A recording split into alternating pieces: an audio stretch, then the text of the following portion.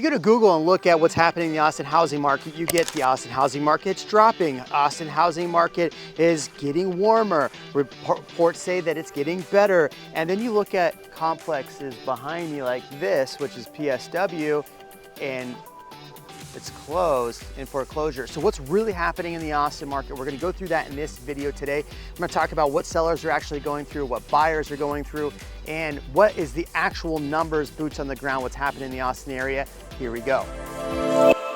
Jeremy at the Night Group, your favorite Austin realtor. One of the things that we're starting to notice is PSW and some other of these big conglomerates that purchased up properties are having issues. I'm gonna go through more on what's happening with PSW at the end of this video because it is pretty interesting what's happening with them. If you haven't seen what's going on with PSW, definitely stay tuned for that. So I keep getting these reports that the Austin housing market is going to drop another 10%. I keep seeing these reports that the market's getting better. So what is really happening? Well, the Austin housing numbers just dropped this month, and we actually saw an increase in prices. We saw an increase in sales, but we also saw an increase in inventory, which is going to be a problem in the future. Now, if you'll remember not too long ago, we actually had Nick Shaw on the channel. Now, Nick Shaw actually predicted the housing market last year, and his predictions for the Austin housing market were potentially too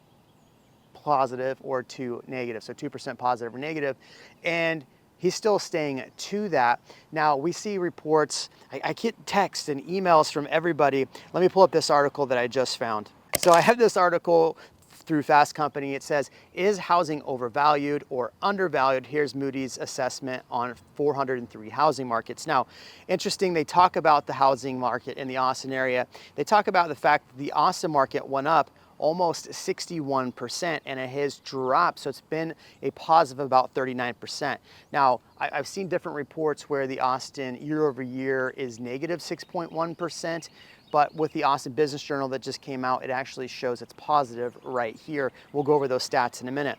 But here's what I found interesting. It says some markets like Austin, which was 61% overvalued in Q2 of 2022. What happened in Q3 of 2022? We saw a dramatic drop in prices from Q3 to Q4. And 2023 wasn't a huge growth year. And why was that? And that was because interest rates. Now, if you're paying attention to what's happening at interest rates, we're going to talk about sellers and buyers that they're facing. Interest rates now are back at 7.44%. The Fed had been saying that they were going to drop rates, 3 to 4, 5 times this year. And now with CPI numbers coming out, it doesn't look like that is the case. So why are Austin housing prices still going up? We're going to get into that. But going back to this, it says that from Q2 have seen bigger adjustments given home prices in those markets have fallen double digits since the spring 22 peak. According to Moody's Analytics, latest reading, Austin and Boise homes are overvalued by 36.9%. And here's what's interesting. When you hear people say that homes are overvalued or that Austin's overvalued, you have to look at the fact here. It's important to understand that overvalued housing market doesn't necessarily imply home prices will decline. Historically, such as markets can sustain their overvaluation for extended periods and corrections occur throughout the rising incomes. So another thing that I saw was Zillow was saying that the prices were going to continue to drop in the Austin market. Well, what's interesting is that no, they haven't dropped yet. We're seeing a good, healthy amount of buyers in the market. In fact, some of the articles, if you actually read some of these articles, talk about how it's actually better for buyers right now. And this is something I've been saying for a while, and people just call me a realtor that I've always trying to sell. The reality is, in what's happening with buyers in the market right now, we just had a buyer go into contract with new construction. New construction, we got $75,000 off the price on new construction. So yes, new construction is definitely a good place to look.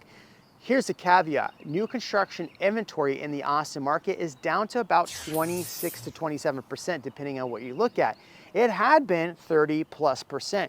So what we're seeing as more inventory is hitting the market, now home builders are having to compete with more actual inventory. The inventory numbers in Austin are about 4 months of inventory. So what does that mean? That means that if today not another home hit the market, it would take 4 months for all of this to clear out. Here's the other thing that I found really, really interesting. One thing to talk about when we talk about the inventory that's on the market right now, this is interesting. over 57% of the active inventory on the market right now is vacant, which means homeowners are not in those properties. So that's something to think about. And that's why I think some of these people are deciding to rent versus sell if they're not going to get their funds back. So what do you think about 57% of the inventory on the market being vacant?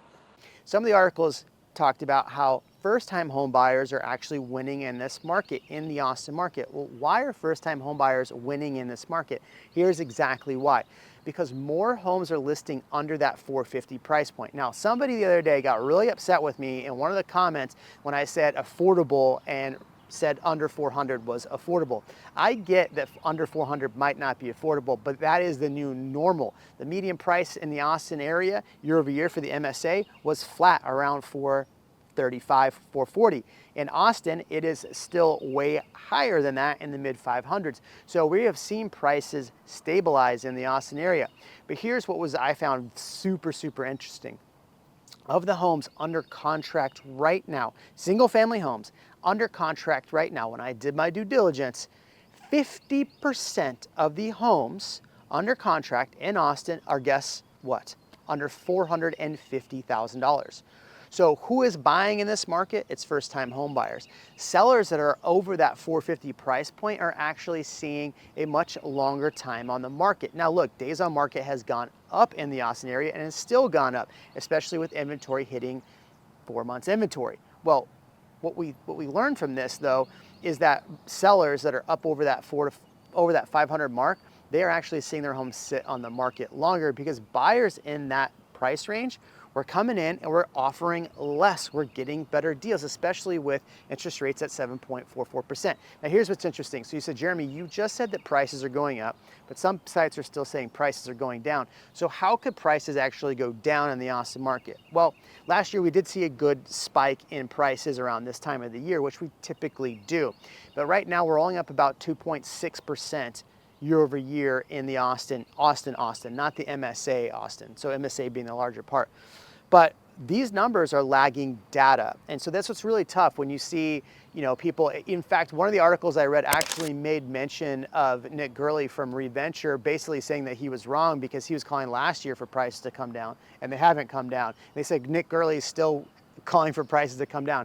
Quite interesting if you follow the ReVenture thing. But these are lagging indicators. So if you remember back to December, what you'll remember what happened back in December is that prices for interest rates dropped into low sixes. And so we saw a residual of that. So this March number could be an indication that we saw such a strong growth early in the year that these numbers are catching up. Now, will the Austin area be negative or positive at the end of the year? Your guess honestly is as good as mine. I'm looking at the data, seeing a lot of buyers out in the pool. Buyers buying in that mid-range, right? In the Austin MSA under 450 and Austin under 550. And look, I have a lot of sellers that are looking at the market going, I would rather put my home for sale and for rent at the same time and see which happens. Now, there's a lot of information coming out about rentals, but I'm seeing a lot of people this time of year look at rentals. So if you're a homeowner and you're putting your house in the market, I'm actually seeing people do both for sale and for lease, which is frustrating, especially when you get more calls for lease than you do for sale. But these home sellers aren't going to take less than what they want. Otherwise, they'll just rent it out. If you think about it, if I take $400 to $500 less per month, right? So I'm negative that amount. That's a few $1,000s at the end of the year. And then I turn around and resell it for $25,000, $30,000, $40,000 more next year. Well, I'm okay with a short-term loss of $4,000 to $5,000 and a long-term gain of $25,000, $30,000. So that's why I think next year you'll see a lot of healthy inventory hit the market. At the same time, you'll see a lot of buyers probably back in the market in 2025 because if interest rates do come down, which we don't know when they will, you're going to see more buyers in the market at the end of the year. So is right now the best time to buy, or is later the best time to buy? I think that depends on you. I know I'm looking for properties right now. You drop a comment and tell me what you think. Let's get to the Storybuilt thing. So Storybuilt is into foreclosure. They've actually had a company take over part of their company to moderate what's happening. All of this area behind me is still set to grow, but this was going to be commercial space. This was going to be a lot of things, more housing and things like that.